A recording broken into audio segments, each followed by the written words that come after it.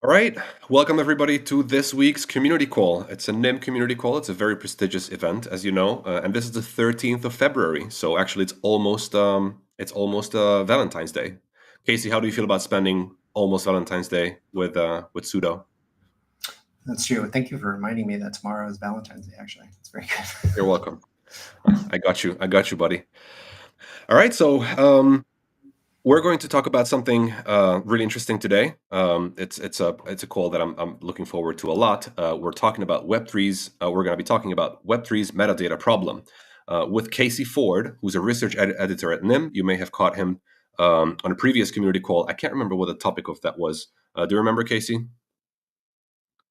The first time was talking about free VPNs, the free VPN market, and how they pose basically really critical risks to privacy. And we were discussing some of the kind of recent, at the time earlier last year, some of the revelations around what free VPNs are actually doing. And actually, like when you're using a free VPN, what you really expect is to get privacy, but you're actually getting the opposite of it.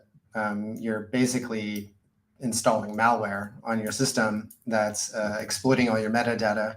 And in a lot of cases, like either selling large batches of it outright to data brokers to make an earning, because if they're not making money off you from your subscription, they're making money off you somehow. Even like some of like egregious cases of metadata surveillance is like these. You read the terms and conditions of these like free VPNs, and like part of what you consent to, assuming that you've read it all and understood it all, is that you've allowed them to install cookies on your browser.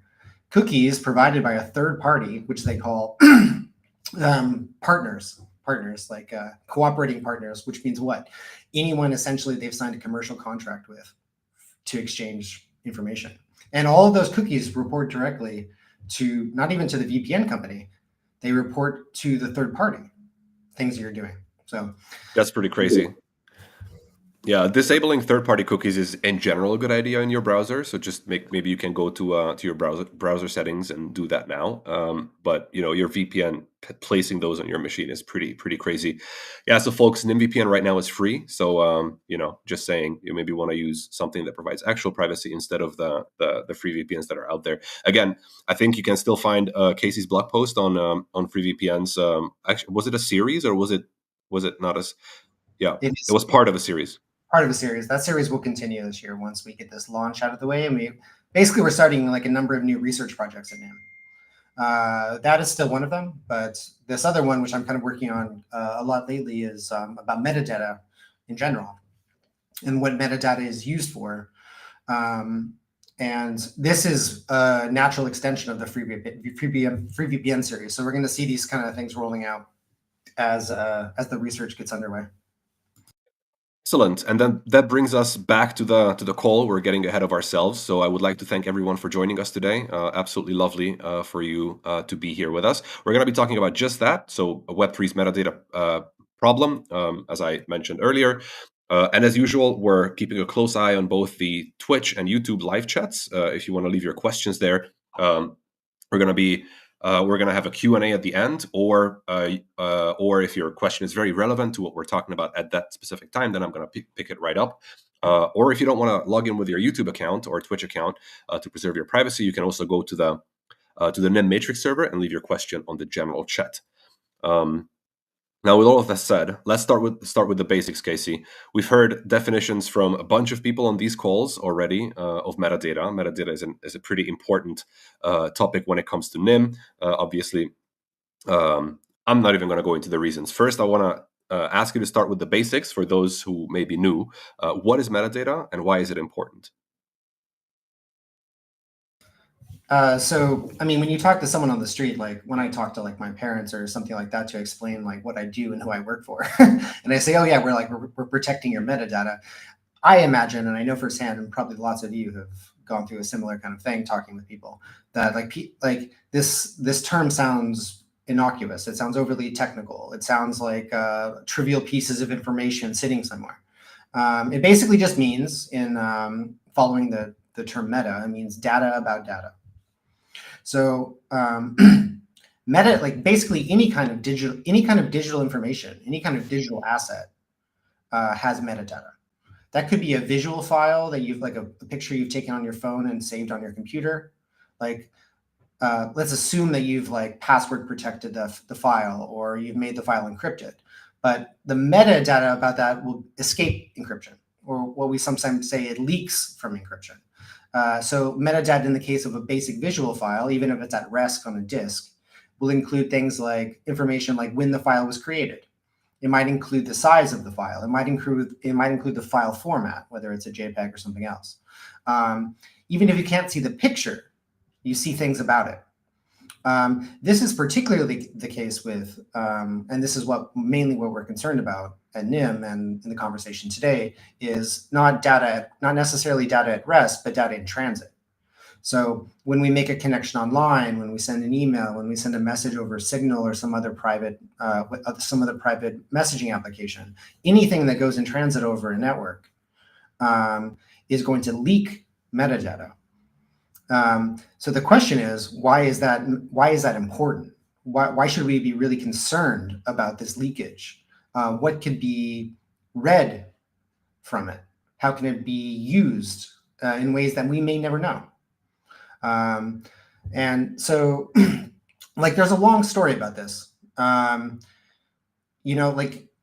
in the early 2000s, like before the Snowden leaks, when it was basically revealed all of a sudden that like global adversaries like the NSA had already secured backdoors into all the major telecommunications company, like in the US, for instance, and could actually just like listen in on your calls. Like there was this kind of like sudden movement almost in the background with the sort of quasi-democratic community that runs like internet protocols, that almost democratically in their own right, but almost undemocratically in the larger viewpoint of the web, basically push end-to-end encryption to become a default. And this is a bit of a godsend. Like this, no one in society, no governments really decided on doing this, but all of a sudden overnight it became the standard. And what that did was automatically protect at the level of internet protocols the content of what we communicate. But going back to the problem of metadata, what it does not protect, because encryption does not include it, it leaks from encryption, is all the metadata that is kind of like literally just falling off everything we send across the internet. And as Rocio pointed out in the comments just now, unlike in certain regions, certain juridical regions, like in Europe with the GDPR, the Indian encryption as a default is protected legally. And this is still being hotly contested by certain legislative attempts across Europe to give companies and governments rights to have backdoors to encrypted applications. And we're going to continue seeing this fight for a long time. But metadata has no legal protections anywhere. And so going back to my original question, what does metadata reveal? Why is it important? Why should we be concerned about it? Yeah, actually, I think we discussed in our previous chat when you were on the community call, we talked about client-side scanning at length. So that's one of the initiatives to have backdoors into end-to-end encryption, or circumvent it so that governments can take a look whether you're doing bad things or not in your private communications. And so that's definitely a big problem. And also, it is true that metadata has no protection anywhere. It is just breadcrumbs that we leave as we use the internet, and it's up for the taking for anyone who's capable of gathering it. Now, there's also another thing about metadata. It's that it is uniquely great for surveillance. So I could say a few words about this, but I will leave you to explain why. Sorry, you cut out there for a second. Can you repeat the last part? Oops. Yeah, sorry. So I could say a few words about this myself, but I would just leave you to explain why metadata is uniquely good for surveillance, particularly mass surveillance. Yeah, I mean, it's I would say that, like, from the perspective of surveillance, there's nothing necessarily unique about metadata that makes it better than having access to the full contents. of what someone's saying. Like, it's a bit of a roadblock. But I'm going to add a qualifier to this at the end, because I actually do think it is unique. But I mean, like, on face value, it seems like what surveillance would really want is like the full access to all the contents of what people are saying. So what makes metadata unique? Well, metadata is unique because in a global internet society where most content is now encrypted, metadata is what is actually actively available for anyone. Like, it's legible by anyone surveilling the network. It's particularly legible to internet service providers, who are the primary point of access for you even before you even connect with the web. And this is a serious problem in lots of countries across the world that are suffering like extreme censorship restrictions, because the metadata of what you do when you connect to the internet is going to be immediately fed through ISPs that are usually basically just funded and controlled by state governments, who in lots of cases are quite authoritarian in their relationship to information access. So your metadata is what is going to ultimately decide if you can access information or not in a lot of cases. That's not necessarily the case in places like the United States, in Western Europe, but metadata also supports algorithmic censorship, what we call soft censorship, in these countries too.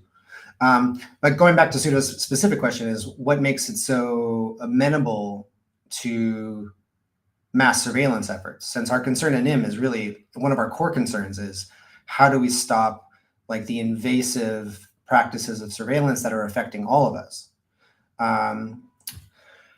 And the thing that makes metadata, I mean, there's a lot of things that make metadata amenable to these surveillance systems.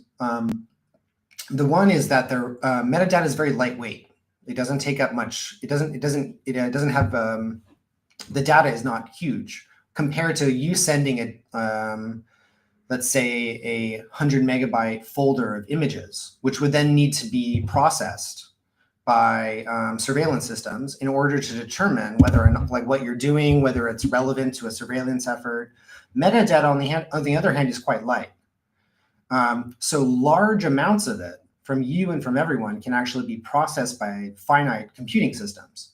The question is, what's the results of that kind of analysis? What happens at the end of the day when surveillance systems are processing large amounts of metadata? It's going back to the original question: what does metadata reveal?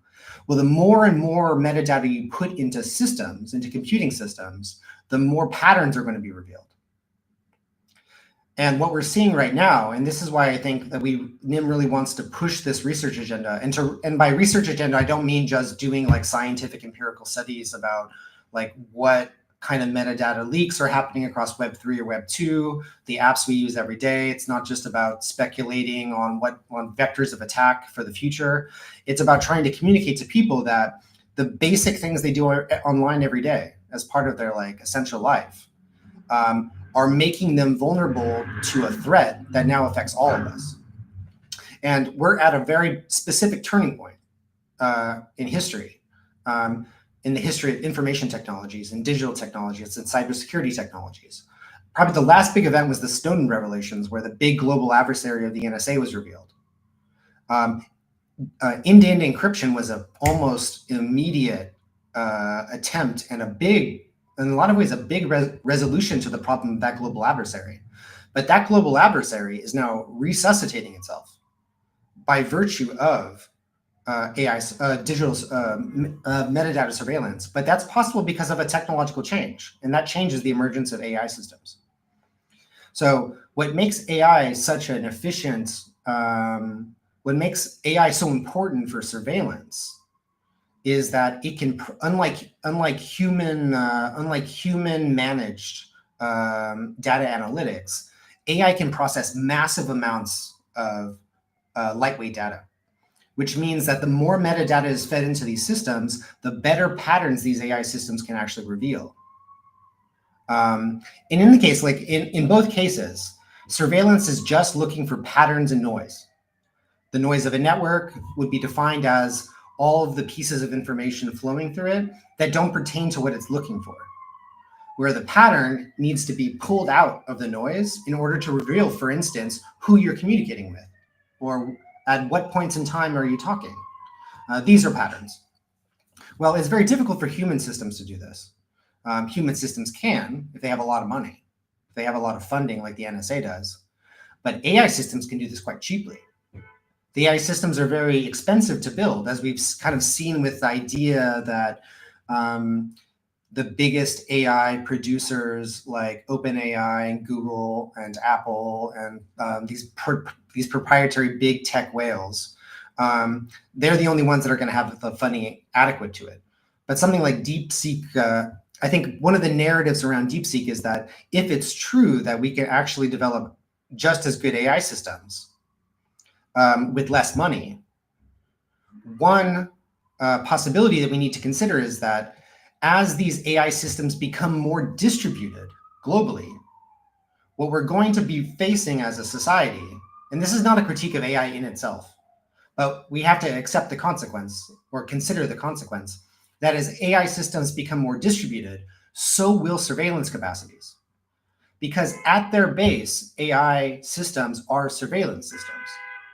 They only work by absorbing and collecting as much human collective intelligence as possible in order to appear human and to satisfy our little market needs for whatever we want this stuff for. But anyway, that's a long rant. But there's lots to unpack there, and this is one take I have. Like, I understand there's lots of ways to talk about AI, and I don't want to reduce AI down to just being a surveillance tool, but I do want to articulate that in its core, AI functions through surveillance. And what it manages very well is metadata.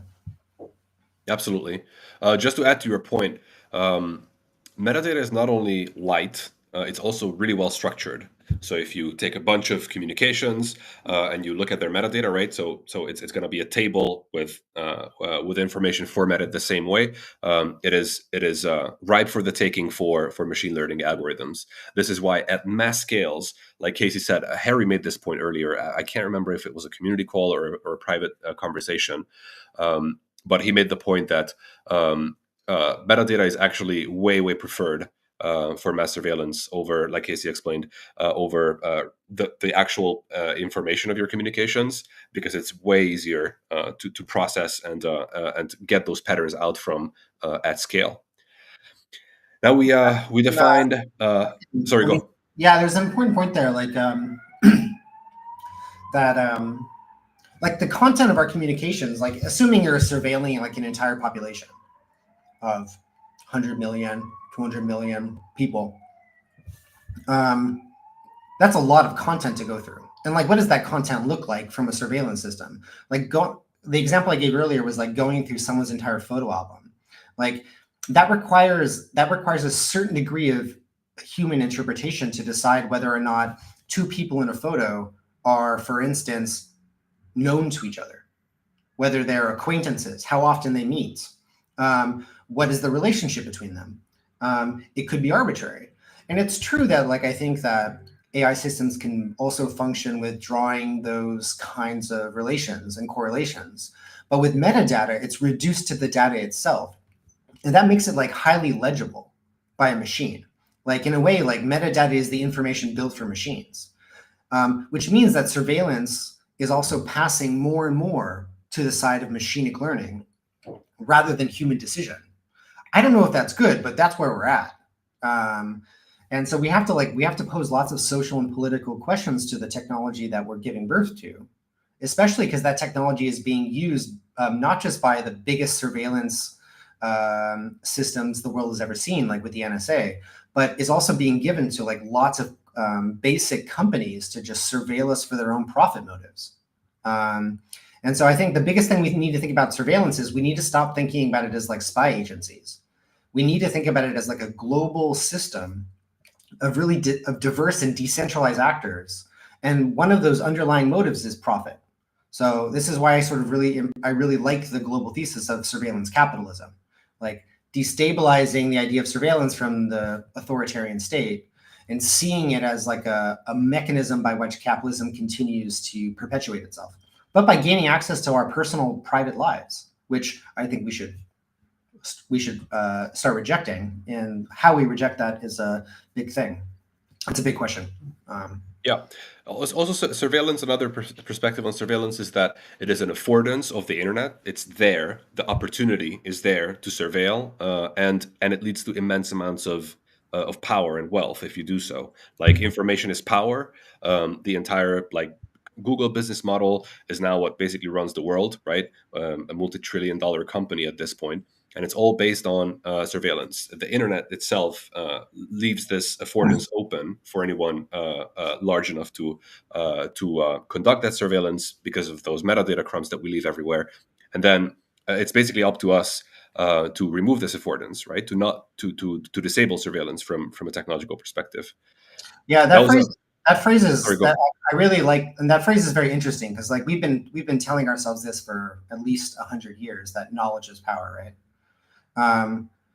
And usually when we say that phrase, we mean that those who are in a position to know will ultimately be able to decide for themselves what to do.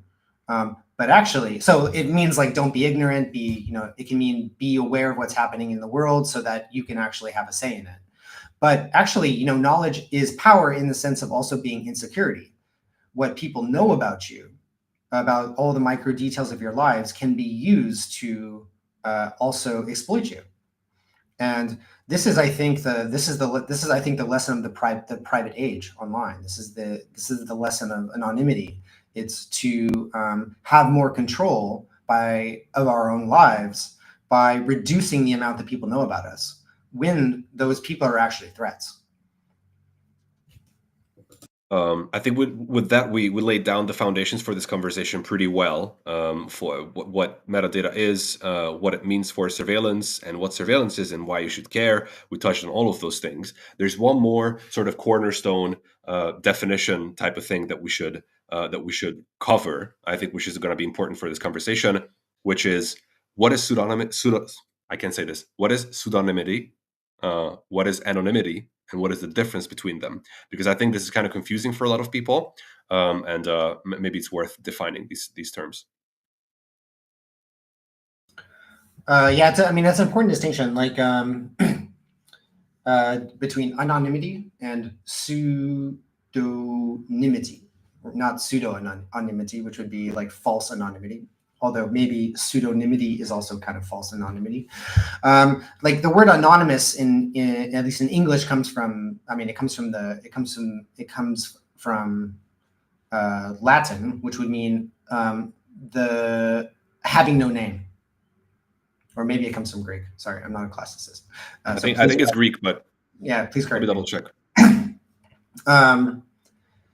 It essentially means having no name. The state of having no name. Pseudonymity would, on the contrary, be the state of having another name, or like pseudo, or any of the pseudonyms we could take. It could be a nickname. It doesn't matter. It doesn't really matter what. So the question I think that everyone is wondering is, like, in Web3 or in Web2 or in our day-to-day lives, when do we desire anonymity? Like, what value does that serve socially and politically or personally? And I'm sort of interested in hearing from you all, because I think that we all use these terms and we sometimes politically demand them from technology. And we sometimes defend technology against attempts to undermine anonymity online. But I mean, if you have ideas about like, why does anonymity matter to you? Can you think of contexts in like the worlds you live in where anonymity is something that's very important to defend? This is a big research project of mine, so I'm like always working on it. Like I'd really be interested just to hear the comment, like not questions, but like the comments of what you think. So please just like shoot them out and I'll look at them later. But so in the case of the digital world now, it's been a long time since we've been talking about anonymity, whether it's the group anonymous, whether it's claims by decentralized-ish networks like Tor to anonymize traffic, whether it's like governmental attempts to take down perceived anonymous networks, whether it's like dark web purchases, whether it's this is also a big thing now on social media. critiquing social media as perpetuating a kind of cesspool of people behaving in ways they would not otherwise humanly behave, but under the cover of an anonymous sort of structure, or maybe a pseudonym. So there's a lot of debate about why anonymity is important. And of course, what the US, not the US, but what NIM is producing is a kind of anonymization network, built in much of the same structure as Tor, but like much more advanced. But the thing I would point to that's really important for understanding anonymity online, particularly, is that your degree of anonymity depends on the surveillance networks that exists to de-anonymize you. So whether there can be anything like absolute anonymity is a question. Maybe it's just some sort of platonic ideal, like that we can always strive for, but it'll never be in the real world. But oftentimes we expect anonymity from services, but we don't think about the condition of that, which is that anonymity is only ensured by the success rate of surveillance systems that are constantly attempting to reveal who we are, or to reveal something about who we are. So I would like to position the discussion at that level at the beginning. Right. So a short answer before we get into some more specific examples. Anonymity means no name, right? Pseudonymity means under a different name, right? And this brings me to one of my pet peeves with how normies think of Bitcoin, right? So let's maybe go with this example and put all of this in the context of crypto and blockchain specifically. So you still see a lot of the non-crypto native like journalists and people in general think about Bitcoin as something that provides, like, inherently the Bitcoin network providing anonymity for its users. So they it's asserted like over and over again, and like various news outlets talk about this. But is this really the case? So now we understand the difference between anonymity and pseudonymity, right? So which one is Bitcoin and why? Yeah, so I mean, part of the context of why I'm here today is because I'm at the beginning of a research project, this is the title of the talk, which is called the Web3 has a metadata problem. So I'm not a specialist in blockchain. I'm not a specialist in crypto. I'm a philosopher and social theorist. But so, like, what I'm really interested in is like the discourses that surround this booming industry that is Web3, which, like, I mean, if you look at last year alone, like, had something like a 80% increase in decentralized apps, like about a 500% increase in wallets, individual wallet uses, and like I forget what the market actually closed at, something like close to 500 billion, which is a near record high since I think 2021. So we're seeing a huge expanse of this market, and at the center of this market is of course decentralization. Like in a way, Web3 rolled in on a wave of decentralization, and that decentralization was powered by blockchain. And most of not all, but most of the Web3 is preoccupied with blockchain technology, crypto, and all of that apps that are built on top of it, like wallets. But they're not exclusively that. So the question is, there's a couple of questions here. I'm going to stick first with Pseudo's question, which is blockchain anonymous or not?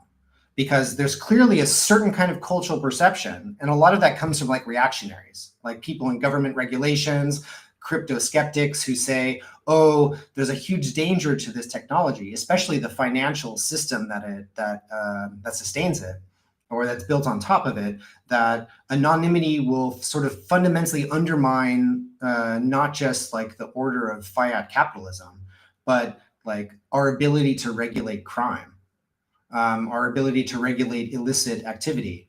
And so in this sense, there's been like a cultural association of decentralized technologies, blockchain, and anonymity systems, which are then associated with illicit activity or criminal activity.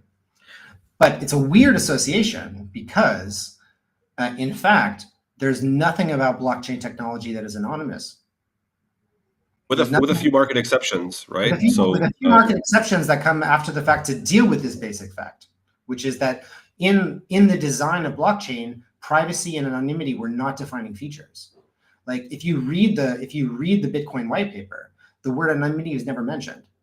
What are mentioned are the problem of trust in fiat economics, that you cannot make a transfer of money to another person without an intermediary as a trusted third party.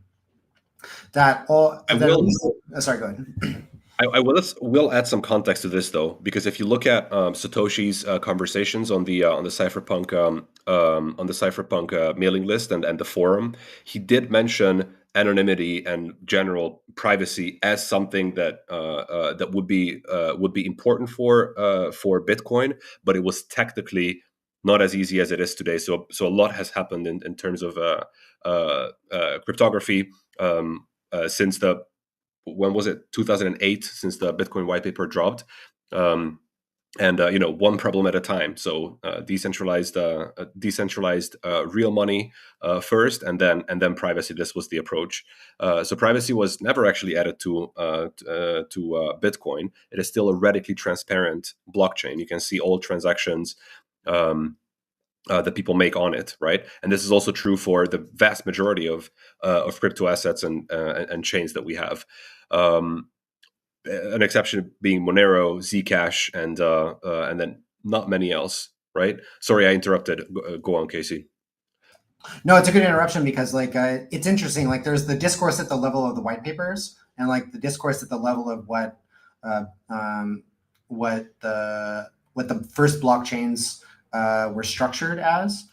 And then there's like the other discourse, like when he's discussing like through probably what was actually a mixnet, like these kind of like with people early on before the publication of it, like Adam Back. These conversations between Satoshi and Adam Back are interesting because the latter was actually looking for a kind of an anonymity solution to the problem of privacy in Bitcoin, and was asking like, "Oh, what do you think about your remailer papers, like the Mixmaster and stuff like this? Like, could this be the basis of this thing I'm developing?" And like that ultimately went nowhere at the beginning.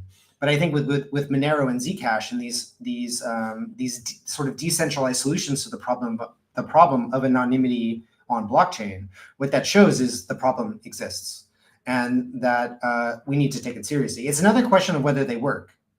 And we're good friends. Like I think Nim is good friends with the people at Zcash and Monero, and so we're not going to be shitting on this project because I think we're trying to work on the same thing actually.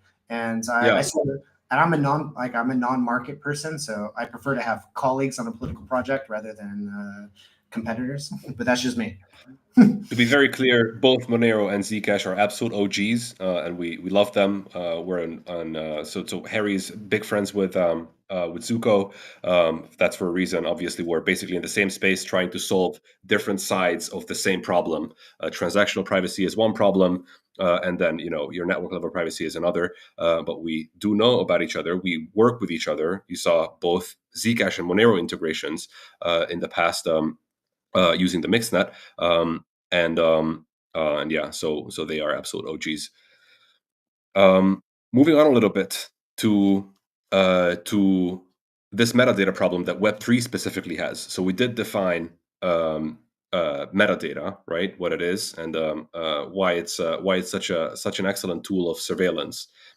Let's put that in the specific context of Web3. What is Web3 metadata? And given that we just explained that the vast majority of cryptos and blockchains are pseudonymous at best and not anonymous, why is metadata a big problem in Web3? So like we start from the basic assumption more or less that blockchain is a public ledger. Like that's what makes blockchain the interesting, highly functional, possible great solution to a lot of things. But publicness is not really.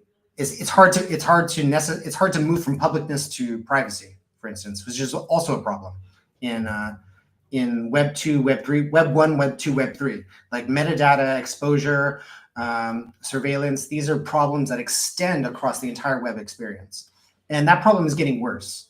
So to rephrase the question a bit is that what exactly does Web3 have a unique metadata problem? And if so, what is the metadata that's being made available for Web3 users?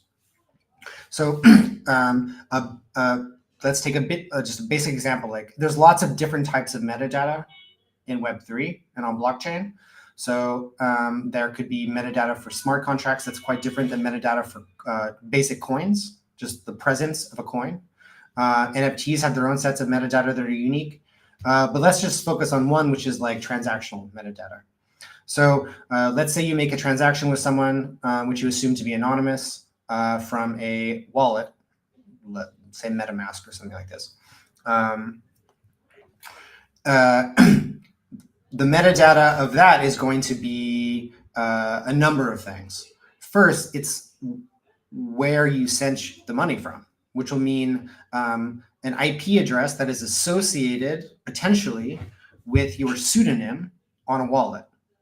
And even though the person you send money to should not be able to see your IP address, they should see your pseudonym in the wallet.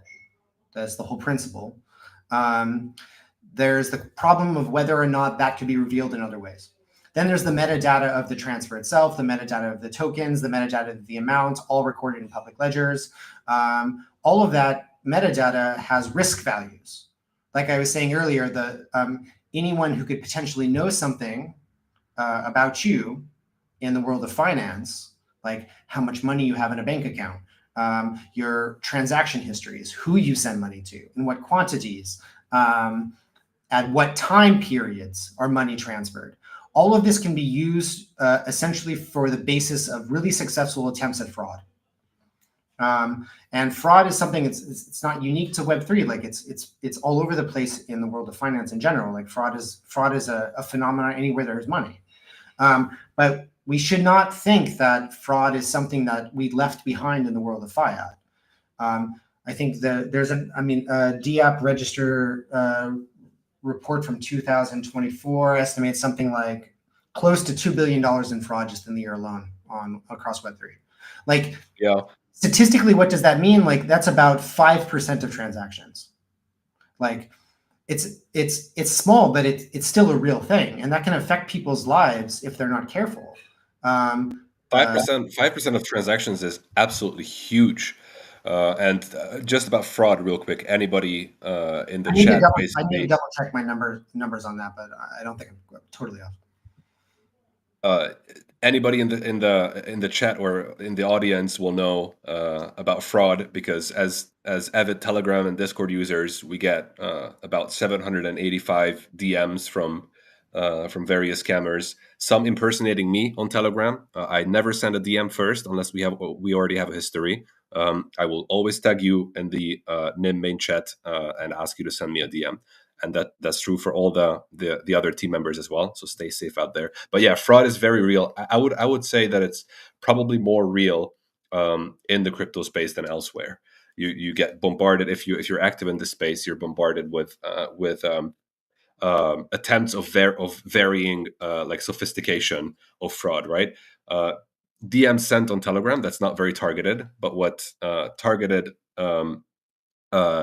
so what enables targeting is a bunch of metadata, right? And targeted attacks are way more lethal, so to say, and way more problematic. So yeah, that was a bit of a ramble. It's exactly it. This is the final point, that there's lots of random attacks, lots of random attempts, but the big ones, the ones that are really successful, they're highly organized. And what they're organized and what makes them organized is a surveillance of what you do. And that surveillance is feeding off your metadata. And that metadata is leaking all over the place. Some of the infrastructure of Web3, and Web3 we define as decentralized for lots of good reasons. But a lot of the infrastructure we use to access Web3 is centralized. Their level of protections that they're giving might be exaggerated. So this is a big part. A lot of research that NIM has done, not just by me, but we actually have really great researchers. This is what makes NIM totally different than any company I've ever seen the functioning of. is that like we have like really good academics who've been spending years writing and researching on this topic, whether it's Anya, like our head of research, Claudia, who's our chief scientist, who's like one of the biggest specialists in metadata surveillance across the world. Like, what's cool is that we're not only just building this piece of technology to solve a problem, like we're also trying to like really publicly advocate to other academics, to developers, and to people in the world, what this problem is and how it could possibly affect them, so that whatever technology we or someone who's like Monero or Zcash, who are like really great colleagues of ours with the same kind of aspirations, whatever technology we develop will actually help solve the problem ahead of time and not when it's too late. Yeah, foresight is the name of the game. I did bring an exciting topic for the end. So regarding Web3 and its metadata problem, I have one last but pretty big question for you.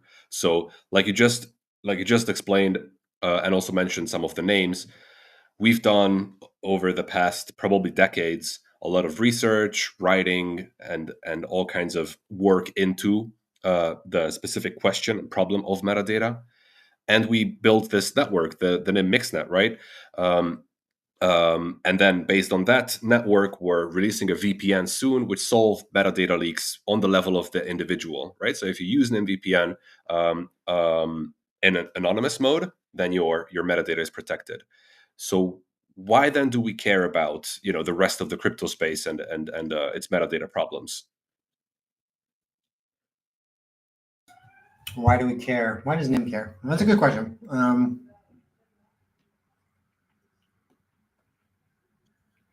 I think the first thing we want to recognize is that like your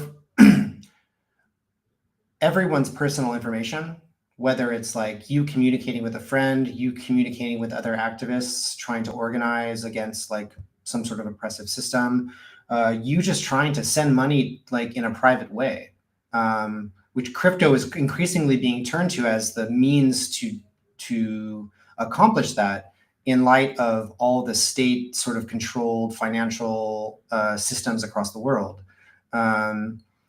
Which are increasingly unstable. I think that like whatever people need to do in order to live like a better, more autonomous life, like NIM wants to like offer. I think NIM wants to provide a tool that would cover it.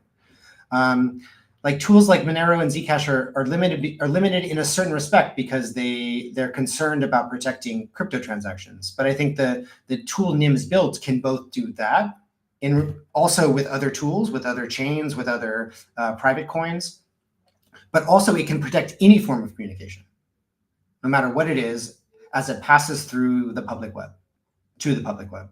So I think that's what makes it slightly unique. But also like we're building this thing, like we're building an app which just happens to be a VPN. It's way more than a VPN. Like there's no other VPN that resembles it. And we're seeing all this kind of like scam marketing going around us, like with competitors that say they offer kind of features like a decentralized network, but it's actually not a decentralized network. They offer things like anonymous payments, but the payments are not anonymous. So for instance, like if you see a VPN that says they accept anonymous payments, and their definition of that is they accept Bitcoin, as we've just established, Bitcoin is not private. Like with the right AI surveillance system, like your payment in Bitcoin can easily be traced back to your IP address.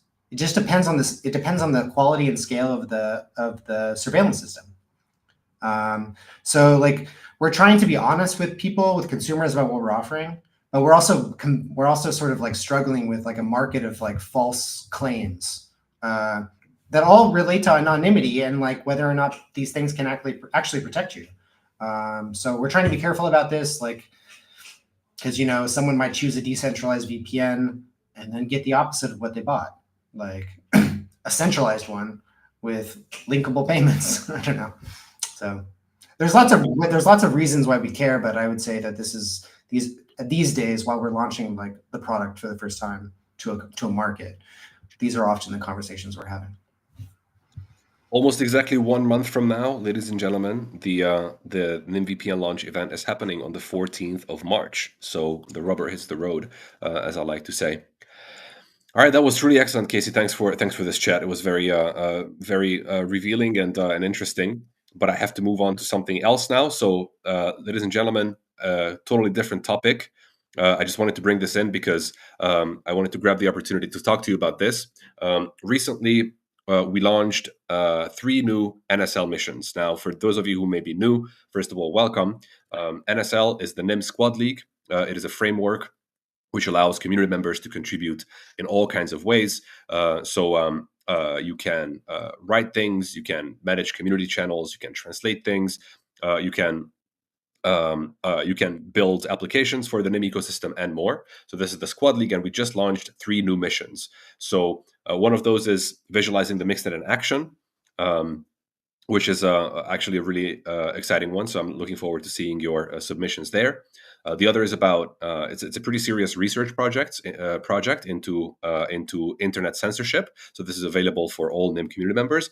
And then the third one is the NIM writing program. And since you and I will manage this together, and this was your initiative, I just put it into the NIM Squad League framework.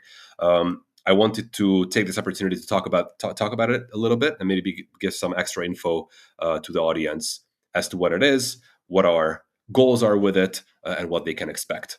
So first of all, from your side, what is the goal of this program, of the NIM writing program? Sorry, I was just reading. I was multitasking as usual, listening to you and reading the comments. Bad habits, Casey. Bad habits. Yeah, the goal that Sudo and I and a couple of other colleagues in NIM, we had this idea. Basically, like we're launching NIM VPN, which is going to be the way in which anyone in the world can access the NIM mixnet or the faster version, like as they need. Like, but this is basically going to be like we're hoping like a really big solution to the privacy and metadata problem that people face. Getting NIM VPN into people's hands is a big. It's going to take a lot, and part of what will help is actually increasing the content we're offering through nim.com, which has recently been rebranded and centralized. I don't want to use the word centralized, but consolidated in one spot.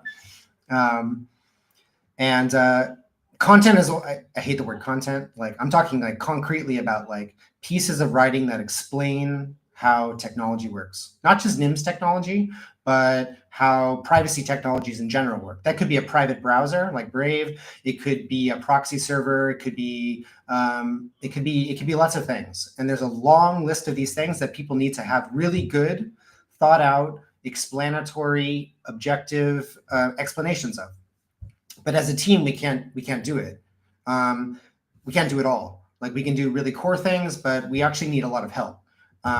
One way we thought would be a cool thing was that from our experience of the community, like we know lots of people in the community are like highly proficient at lots of technological things. They can explain really well how things work, and that they might be interested in like developing their writing skills, contributing their writing skills that are already well developed, contributing their like specializations and competencies in how technology works to the NIM project to help expand like the content that we're offering in the world. And the goal is very simple. The goal is like make NIM like a really trusted authority in privacy, online privacy, cybersecurity, and I mean many things, but let's say like thought leaders on those two things to be short.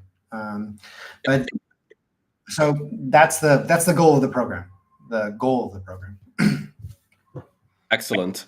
Now, before grabbing a very relevant question from Rocio, I just wanted to describe how the writing program will work. So this is a mixture of all Squad League missions and grants come with rewards, right? So we have the Squad Well Fund, which was created so that we can support you guys in contributing to various aspects of the NIM mission. And of course, this is no exception. This is going to be a bit of a mixture of bounties and grants. So we're looking for people to work with on a longer term basis. So we're not going to open all the writing to everybody because that would lead to multiple people doing the same thing, and then you may be working for nothing. That's not good for anybody. So What we want is applications, right? So please apply if you feel like you want to become part of the NIM writing program. Then apply on the NIM forum, explain why, and maybe give some references, to your previous work. And once we selected a team of about 4 or 5 people, we're going to give them a list of all kinds of glossary items, short articles, and guides that they can write. And here's the very relevant question from Rocio. I'm going to put it on screen. Will you mentor for the writing missions? Yep, that will be me. So I've been the lead writer at NIM for close to a year now. And a lot has developed since then, and things are even changing and becoming something different now. The writing program is like, I'm a collectivist at my core, so I'm really interested in like collective projects. And I'm also a teacher. Like before I became to NIM, I was a professor of philosophy. So I've spent like over a decade of my life like helping people with their writing, and it's something I love doing. So like lots of people in this community come from different cultural backgrounds, not all of which is going to be English. And we all have new writing tools that we're all experimenting with for the first time. And we all have different competencies. So we're going to try to develop a writing program where people can, if they're interested, like if they're really interested, this is not, if you're just interested in gaining some NIM for doing something, this is not the thing for you. I assure you. This is something if you're like really interested in technology and the NIM project, you really like writing, and even if you like writing and want to improve your writing skills, like this would be a good program for you. But if those conditions are not the case, I would just say like choose another program. There's like the NSL has lots of them. But to answer Rosie's question, yeah, I will be the primary mentor on this program. Yep, excellent. And this is we're starting rather small, right? But it could turn into anything over time. So guys, please apply if you're interested on the forum, and let's take the discussion there. I'm looking forward to reading your applications. With all of that said, I could ask you a few more questions about the writing program, but we can maybe take it to Telegram, so you can also find Casey lurking in our Telegram group. Whether you like it or not, he's always there watching. But we have a bunch of amazing community questions. So for the last few minutes, maybe let's get to those. First one by Rocio was about, was explaining metadata in a simple way, but we already did that. So I'm going to start with the second question, which was also from Rocio. Actually, you also picked this up, Casey, during an earlier section of the call, right? So the legislation around metadata. So a third one is also by Rocio. A lot of questions today. Thanks for the great question. How big would be the impact of using metadata-resistant tools in the market, especially in marketing and free apps? What do you think, Casey? Yeah, this is a question I'm super interested in and do not have the technical knowledge to give you a definitive answer, but I'm going to give you a hypothesis that I've been like discussing with like devs and like the people leading things like the anti-censorship campaign and people like Claudia about how to protect metadata through NIM VPN or the mixnet, for example. So like remember, metadata that is about you is relevant if it reveals something about you. There's going to be metadata about any data that passes through a network. But assume you use the mixnet and it scrambles your data patterns through the IPs of many different places. The metadata that will emerge at the end of it will be gibberish. And so basically we'll be force feeding AI systems and surveillance systems a bunch of gibberish and waiting for them to try to make sense of it. But it won't reveal anything about us. Yeah. This is the cool idea for me philosophically, but whether it technically works like that, we have to wait to see what happens. Yep, we'll see. We'll see. Thanks for the answer, and thanks for another great question, Rocio. Next one is from Alex. The question is, will the Celestia partnership make it so that privacy is the default on their chain? Double question mark. So it's a very enthusiastically asked question. I think this is the promise. This is the promise of it. That I'm just gonna say a qualified answer. What it will ensure is that the data verification process on Celestia will pass through the NIM mixnet, which means like queries about data verification through their DOS program will ensure anonymity at that level. Yes, I've and been. I'm not going to say anything more at that because I'm not the designer of that program. So yeah, so neither Casey nor me are technical experts, right? But when it comes to Celestia, the goal is a bit different, right? So basically, by providing network level privacy and anonymity to validators, you protect the Celestia network against hypothetical attacks, right? So this is also how.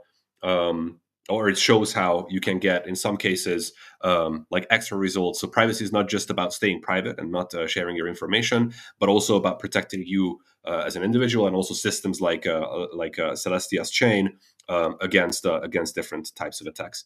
Thanks for the great question, Alex. Moving on to the next one. This one is also from Rocio. Um, is metadata protected internet browsing possible? I think this will be quick. with the mixnet, yes. Yes. That is the basic promise of what the mixnet does better than any other privacy network. Is like it actually Yep. protects the metadata. And by protecting your metadata, what do we mean? Adding so much noise, adding so much disturbance to the way that the way your data goes across the network that it becomes illegible at the end of the day. And protection means that it can't be really associated with you.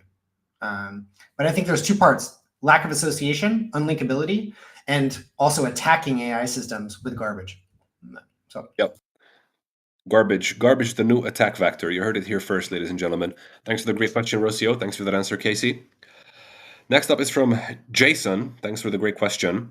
Any new chain integrations coming this year? I'll answer this one and I'll be quick. It looks like there are some pretty exciting partnerships coming. I can't, of course, share any details, obviously, but the main focus, as we said before, is first getting out an MVPN, getting an MVPN out the door, right? So the team is like laser focused on pushing the VPN release, but we do have some interesting announcements lined up as well for the year. So stay tuned for those. All right, next up is from Beyond. Thanks for a great question. What Web3 analytics tools, for example, Datrix or Etherscan, are effective in minimizing metadata leakage? Not sure if there are any. I'm not sure if Casey is the right person to ask, but I will still leave you the question, Casey. yeah, I mean, too specific for me just because I don't do data analysis, but I can pass the question.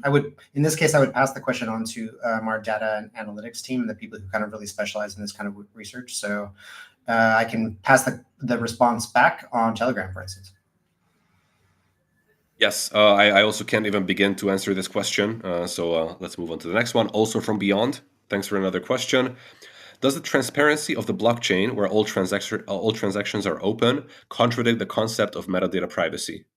Casey, this I think will be a quick answer as well. Yes, in a qualified sense, but like I would just say that what we have to accept with Web3 is that blockchain is not the be end all technology. Like what we need are collaborations, integrations with people who can provide anonymity protections, privacy protections to what blockchain is doing, which is important in its own right. So we need like combinations of solutions. Next up is an interesting one from Jason. Can regular people access metadata on the internet? I think this is a pretty interesting question. Can I do metadata surveillance, Casey? This is an interesting question, and like your abilities to do it are limited unless you have technology capable of collecting metadata as it passes through a network. But of course, you like everything you connect with on the internet yourself, just as a regular person by virtue of using the internet. Whoever you communicate with gives you access to their metadata, as long as the connection is immediate. Surveilling a network for surveillance. Surveilling a network for metadata requires more sophisticated tools, but the tools are not that sophisticated compared to AI systems. Yes. AI systems deployed by actors who have access to large swaths of the internet infrastructure. Absolutely. Like for Are instance, you you can fine? on blockchain you can run a full on blockchain anyone can run a full supernode if you Yes. have the financial resources to operate that server.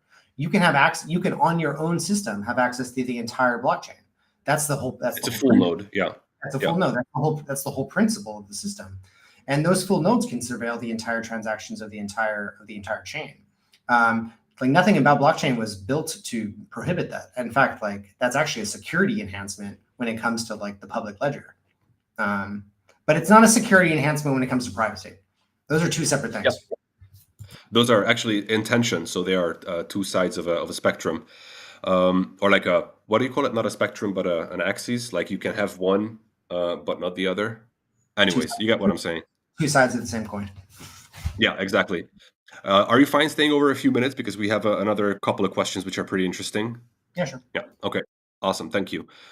Um, let's address this one real quick. So, sorry, I can't read your name, but thanks for the question. So, what is the best way to avoid leaking metadata right now? Use an VPN in anonymous mode. Basically, that's what it boils down to. Thanks for the question. Moving on, and this one is from ZM, one of our community contributors who is building NimChat, which is a mixnet-based chat application which provides its users with anonymity. So the first alpha testing happened last weekend, I believe. So expect to hear more about NimChat. And the question is, can services on the mixnet remain free? For example, can NimChat be free upfront for end users? Do you know anything about this, Casey? I have some vague information.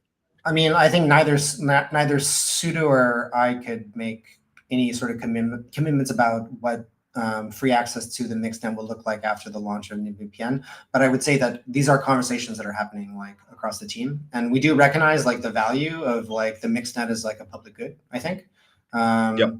and especially for the community developers who've been working for years on building cool shit like NimChat and other projects. So like Absolutely. it's not something that's like going under the radar. Yeah. I can give you like a teeny tiny bit more information as to how much there is no information about this. So, like I said, NimVPN is a big focus right now for us. So we are not we don't actually have a pricing model yet for integrations that make like that put the mixnet under applications such as NimChat. So there's no pricing model for that. You can expect it to be free for the foreseeable future, and we don't yet know how we're going to be monetizing the mixnet when it comes to stuff running on top of it, right? Other than NimVPN, obviously we have a plan for that, um, and as soon as we know, you will also know. But just don't expect this to be like tomorrow or the day after tomorrow. Casey just told me that he has to go, so I will answer Rocio's last question before we wrap up here. Can we write in Spanish or only English? Only English, but there will be translations though. So down the line, we think that we're also going to be translating this content, and you can use AI tools to translate. You can even use AI tool if you prompt them well enough to produce the content, as long as it's factually accurate and as long as it doesn't look like AI slop, but it's useful for someone to actually read. We don't mind if you use AI tools. It just has All to be, right. it So just has to be good. yeah, exactly. Casey, if you have to go, I will let you go before I give people the pull-up password, which is the tradition here. Big thanks for joining us today. It was a really interesting conversation. Any closing remarks? Can you save the questions? Is there a possible way to like have the questions saved after this call? The chat? Yeah, sure. So the live chat is available with the recording of the call on YouTube, so you can Okay, see all the okay, never mind, questions. never mind. That's all good. Thanks everyone for chiming in and thanks for the questions. If you ever have any questions, just hit us up on Telegram. We'll be there. All right, Casey. Okay, I'll let you go. Catch you later. Bye. All right, so you're left with me to wrap up this call. Hopefully, you learned something, and hopefully, this was interesting. I always like to talk to Casey both privately and also publicly, such as on this community call. So, big thanks everyone for joining, and thanks for the amazing questions. And the last thing that we have to do, of course, is to give you the POAP password for this call. Well, POAPs are little NFTs to commemorate you joining us for these events, which we really appreciate. So you need to go to the usual link, which is nim.com/go/POAP, and the password for today, or the secret phrase for today, is drumroll writing program. I was very creative today, so hopefully you appreciate my creativity. Looking forward to receiving your applications, both for the writing program and also for all the other new missions that we just launched. These are all very exciting, and I was super happy to work with the team to launch them. So take it to the forum and see you all there. Otherwise, see you next week on a community call just like this one. We have something pretty awesome planned, so don't miss the next community call. And you can, of course, always bump into me on all of our chats, including Telegram, Discord, and Matrix. See you later.